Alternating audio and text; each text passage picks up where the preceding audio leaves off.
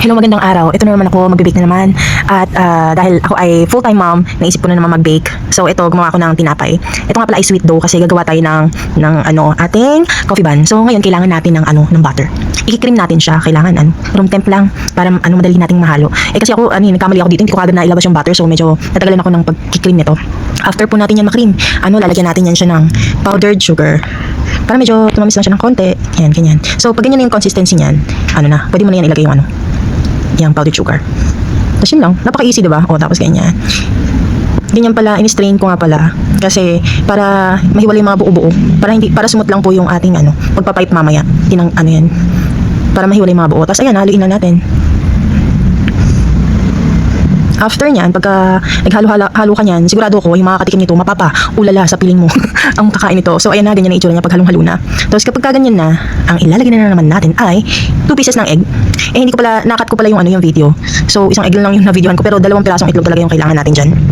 Yan, haluin lang natin siyang mabuti. So, ayun na siya, nahalo na siya mabuti. Kaya, lalagyan na naman natin ito, kailangan natin ng 1 tablespoon ng coffee. Yan. Tapos lalagyan lang natin siya ng hot water. 1 teaspoon lang. So, ganyan ang magiging tsura niya. Tapos 1 teaspoon lang din po ng vanilla. Pampatigdag ng aroma at saka ng lasa. Para ma-enhance po yung lasa ng ng kape. So, ngayon, haluin lang natin ng ganyan. Kailangan haluin mabuti kasi para hindi siya buo-buo dun sa mixture na gagawin natin. Yan. Excited na ako kasi alam nyo, sa totoo lang, first time ko itong gagawin, yung coffee bun na to. Pero dapat kailangan perfect agad kasi alam nyo naman, sayang. Tapos, set aside muna natin yun. Ito na uli yung kaninang mix natin. Lagyan natin ng 1/4 na teaspoon ng baking powder. Tapos, ito naman yung flour. Lagay din tayo ng flour dyan. Yan, hinalo-halo natin. Ilalagay ko rin pala sa description yung ating recipe. Para hindi na mahirapan. Kasi voice over lang ako. Tapos ayan, hinalo-halo ka na. Ngayon, yung kape na tinunaw natin kanina, ilalagay lang din natin siya dyan. Combine lang. Ganyan. Tapos haluin mabuti. Tapos yun na, ready to fight. Ready to fight. Tapos kapag nahalo-halo na natin ng ganyan, syempre di ba? Nagmamadali tayo niyan kasi pinuproof ko na yung tinapay. Baka masobrahan ng alsay dumapa. Mapapaulala ka talaga. Tapos ngayon, edi ayan, hinalo-halo ka na. Ito, pag nahalo na natin mabuti, ito ilalagay na po natin siya sa piping bag. Maganda sana kung may piping bag talaga kasi para, di ba, feel na feel mo yung pag-bake. Pero pwede rin naman yung mga plastic na plastic ng yelo kung wala talaga, di ba? So ayan, sinasalin lang po natin ng dahan-dahan. Yun, ilalagay ko lang yan sa lahat. Kasya naman yan sa piping bag lahat ng ginawa kong yan. So, meron pala akong 10 pieces na tig 50 grams na tinapay na ginawa. I mean, 20 pieces pala. Tama ba akong sinabi? 20 pieces na tinapay tapos tig 50 grams yung bigat niya. So, lahat yan makakover niyan tapos may sobra pa. Yan, di ba? Circle, pabilog-bilog lang. Ganyan, tapos pagka nag-cook naman yan, biglang dadapa na lahat yan. Mako-cover niya na yung tinapay, diba?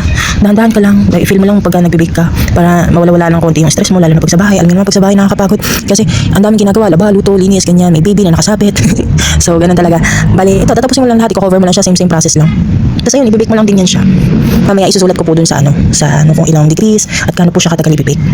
Ayan. O, diba? Yung tinapay ko na hinulma-hulma kanina, sobrang tinamad na ako magbilog-bilog. Kaya hindi naman siya ganun ka-perfect yung bilog niya. Nagkadikit-dikit nga nung pinroof ko na. Umalis na talaga siya. Ayan. Ganda, diba? Ko dyan nagmamabagal akong gumawa. Ayan, o diba? Hindi perfect yung iba, pero mamaya pagka niluto yan, ito na siya. O, diba? Diba? Na-cover na lahat ng tinapay, nakakatuwa. So, ayun ang itsura niya. Diba? Science project. So, yan. May konti sunog sa gilid, pero hindi naman siya, tinanggal ko lang yun. So, ayan, kinrak open ko na. O, diba? Thank you sa panonood. Ayan na, ang cute niya. Sarap din niya, ang crunchy ng ibabaw, sa lambot ng gitna niya. So, thank you. Bye!